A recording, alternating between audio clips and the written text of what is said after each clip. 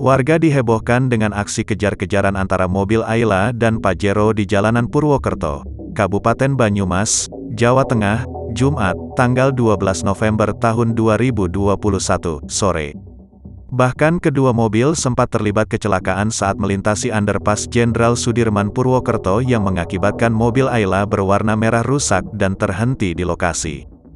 Diketahui kecelakaan itu melibatkan debt collector, DC, dengan kliennya saat penarikan mobil Pajero. Diketahui, di dalam mobil Pajero terdapat 5 orang dari Bekasi. Kelima orang tersebut makan di depan SMA 3 Purwokerto. Kemudian datang sejumlah orang yang merupakan debt collector. Debt collector yang belum diketahui jumlahnya itu kemudian menanyakan keberadaan pemilik mobil Pajero berwarna hitam.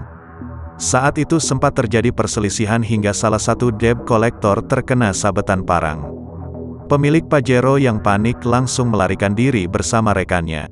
Namun debt collector langsung mengejarnya dengan menggunakan mobil Ayla merah hingga terjadi kejar-kejaran. Meski sempat terjadi kecelakaan di underpass, mobil Pajero terus melaju ke arah barat hingga wilayah Kecamatan Aji Barang, Kabupaten Banyumas.